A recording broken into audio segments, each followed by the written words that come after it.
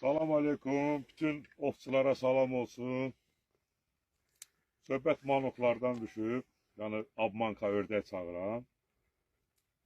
Bunları mən ovçuluqdan almışam. Bunu da pay veriblər, bunu da almışam. Yəni ördək səsləri əladır. Arası da bu talıharın qabağı. Əladır, bu da əladır. Bunun da bir xaxol dostum var. Rusiyadan mənə göndərib. Bu da ördək çağırandır. Ay Köpoğlu gedəsi. Buna bax. Bu mən qamışda belə-belətəm. O yanda oturan ovçu bizim kimişdili. Nə başa düşəcək? İkincisi, tüvəngi hara qoyum. Mən belə ördəklə çağırım.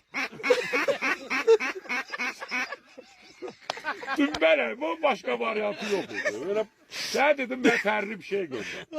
Bunu apar özün orada dədən günləngirin qamışda belə-belə bırak. Bizdə bu. Mənim işləyən rətər başa salım ki, sən öyle ördək çağırırsın. Allah.